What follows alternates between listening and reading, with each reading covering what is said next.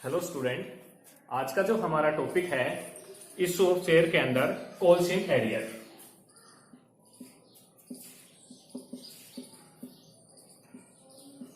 Calls in arrear का मतलब होता है अदत्त याचना।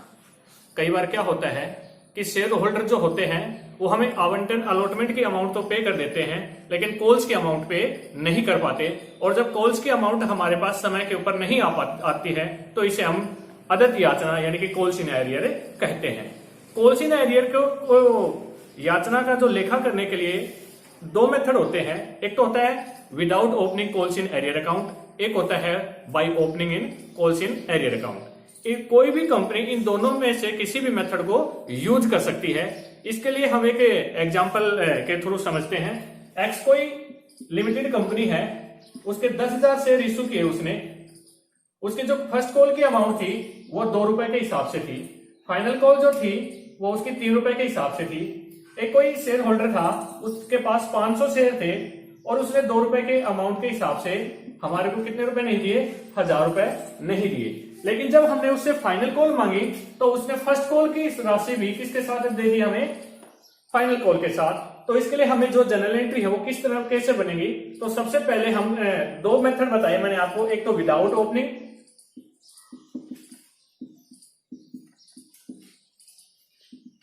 कॉल्स इन एरियर अकाउंट, और दूसरा बताया मैंने bye opening calls in arrear account. तो दोनों के अंदर हम करेंगे जनरल एंट्री। तो सबसे पहले मैं आपको कर रहा हूं विदाउट, कि वो ओपनिंग अकाउंट से ओपन नहीं कर रहा है। तो उसके लिए क्या बनाएगा? लिखेगा सबसे पहले जो बनेगी share first call account debit to share capital account.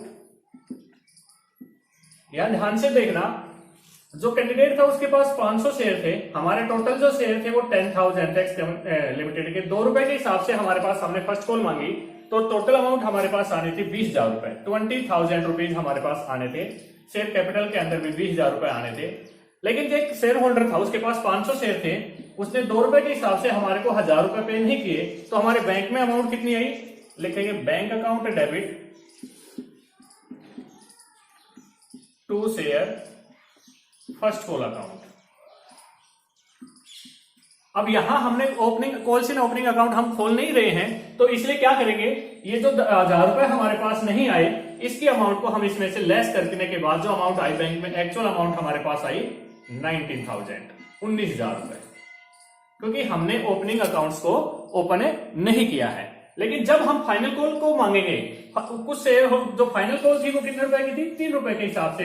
तो 10,000 मल्टीप्लाई 3 के हिसाब से 30,000 रुपीज आने चाहिए थे। लेकिन उस कैंडिडेट ने फाइनल कॉल की अमाउंट भी हमारे को, फर्स्ट कॉल की अमाउंट भी फाइनल कॉल के साथ दे दी। तो जनरल एंट्री क्या बनेगी इसके लिए? Share second call account debit to share capital account. हमारे पास कितने रुपए आने चाहिए थे? 30,000, 30,000। लेकिन क्या हुआ? उस शेयर होल्डर ने अपनी जो फर्स्ट कॉल की अमाउंट थी वो भी हमारे को कहां दे दी? उसने फाइनल कॉल के साथ। तो इसके लिए जनरल एंट्री क्या बनेगी? फाइनल कॉल की वाले की लिखेंगे bank account debit to share second call account to share first call account. मतलब जब उसने हमारे को फाइनल कॉल के साथ फर्स्ट कॉल की अमाउंट दी है, तो फर्स्ट कॉल की भी हमने यहां जनरल एंट्री की है। टोटल अमाउंट कितने हो गए? 30,000 तो ये आए थे, और 1000 रुपए उसके जो हमारे पास फर्स्ट कॉल के थे। टोटल अमाउंट आई हमारे पास 31,000। सेकेंड कॉल की कितनी थी? 30,000 रुपए। और शेयर फर्स्ट कॉल की कितनी आ गई? 1000 रुपए। ये तो जनरल एंट्री थी कि without opening account.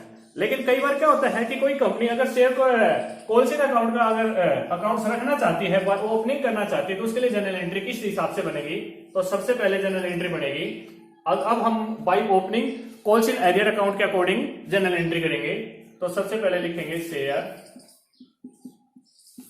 First call account debit to share capital account. मतलब वही 500 रुपए, सॉरी 10,000 के हिसाब से 2 रुपए के हिसाब से हमारे पास आने चाहिए थे 20,000 रुपए।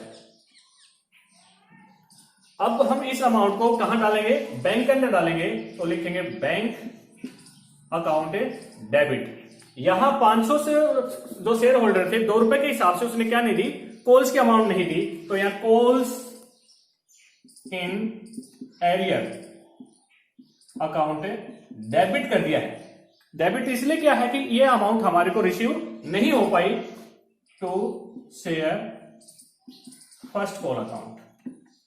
हमारे पास बैंक में एक्चुअल में आए 19,000 रुपए, कितने नहीं मिले हमारे, 1,000 रुपए आने चाहिए थे, टोटल कितने 20,000 रुपए।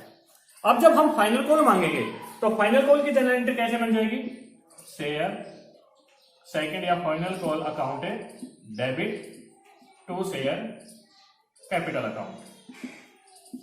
जो फाइनल कॉल है वो हमारे 3 रुपए की थी, 10,000 मल्टीप्लाई 3 के हिसाब से हमारे पास रुपए कितने आए थे, 30,000 रुपए, 30,000। लेकिन जब इस अमाउंट को हम बैंक के अंदर डालेंगे तो यहां देखना ध्यान से, bank account debit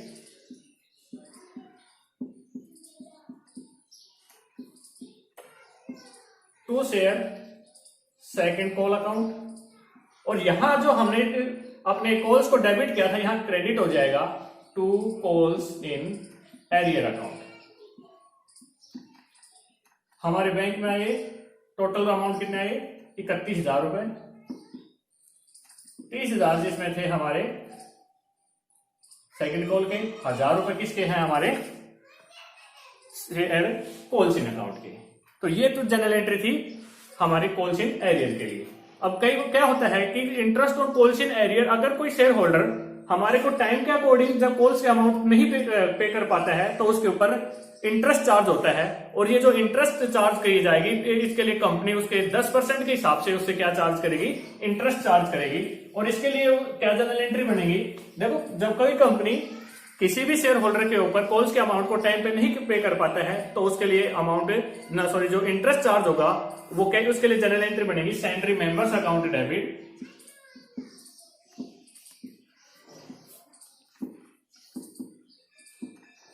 to interest on calls in arrear.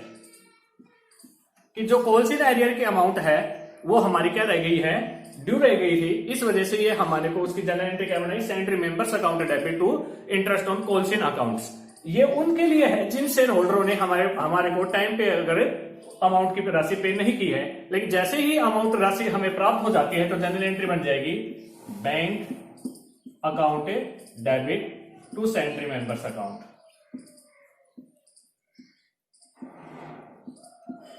जैसे ही हमारे को ये अमाउंट प्राप्त होगी, इस अमाउंट को हमने कहां ट्रांसफर कर दिया, अपने बैंक के अंदर, और जैसे ही ये अमाउंट हमारे बैंक के अंदर आएगी इसको हम अपने प्रॉफिट एंड लॉस अकाउंट में ट्रांसफर कर देंगे। तो लिखेंगे interest on calls in arrear account debit to profit and loss statement account. कि अब हमने इस जो हमारा statement of profit and loss account था उसको हमने इसमें से ट्रांसफर कर दिया है। तो ये तो थी हमारी कॉल्स इन एरियर के लिए। अब दूसरा जो आता है वो आता है कॉल्स इन एडवांस। एडवांस का मतलब होता है, कई बार क्या होते हैं कि जो कई शेयर होल्डर होते हैं वो बार बार की याचनाओं को देने से बचने के लिए क्या करते हैं, एक साथ इकट्ठी अमाउंट दे देते हैं, चाहे वो शेयर एप्लीकेशन के ऊपर दें या चाहे अलॉटमेंट के ऊपर दें या फाइनल कॉल को फर्स्ट कॉल के लिए दें। ये कहलाएगा कॉल्स इन एडवांस। देखो कॉल्स इन एडवांस का जो होता है,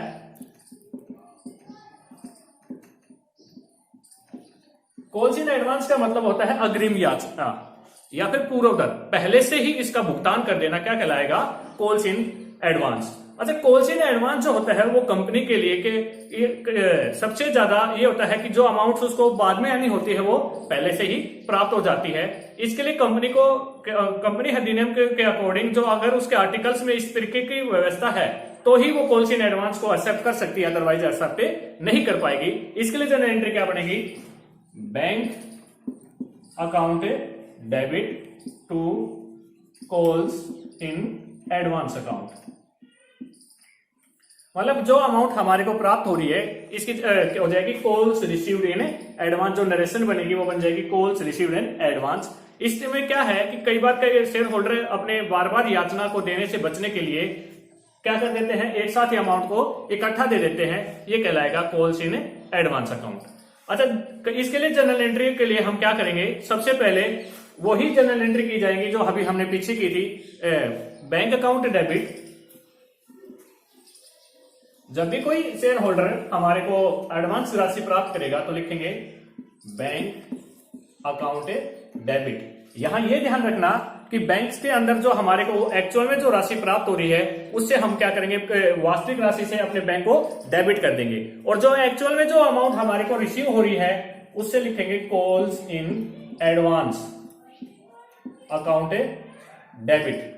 या ये ध्यान रखना है कि जो जितने राशि से हमारे को एडवांस प्राप्त हो रहा है उतने ही अमाउंट को हम यहां डेबिट में ट्रांसफर करेंगे और लिख देंगे टू कॉल्स अकाउंट। किस पे प्राप्त हुई है हमारे को, टू कॉल्स के ऊपर। जितनी भी अमाउंट हमारे को प्राप्त हो रही है वो कहां चली जाएगी, कॉल्स के अंदर। और यही इसके साथ साथ इंटरेस्ट भी देखो, कॉल्स इन एरियर पर जब कंपनी इंटरेस्ट ले रही है तो कॉल्स इन एडवांस के ऊपर उसको इंटरेस्ट पे करना पड़ेगा, और ये 12% से ज्यादा नहीं होगा। 12% के हिसाब से कंपनी को अपने शेयर होल्डर को जो एडवांस अमाउंट प्राप्त हुई है उसके ऊपर कॉल्स के इन एडवांस के ऊपर उसे इंटरेस्ट पे करना पड़ेगा। और इसके लिए इंटरेस्ट जब पे किया जाएगा वो कॉल्स इन एरियर वाला वही सेम एंट्री होंगी, interest on calls in advance account debit. Calls in advance के जो भी हमारे को अमाउंट प्राप्त हो रही है उतने से हम इसको डेबिट कर देंगे। किससे प्राप्त हो रही है, टू सैलरी मेंबर्स। जितने मेंबर से हमारे कॉल्स की अमाउंट जो एडवांस प्राप्त हुई है उसको हम इसमें ट्रांसफर कर देंगे, और जैसे ही ये हमारे को ये अमाउंट प्राप्त होगी लिख देंगे इसको salary members account debit, salary members account debit to bank account.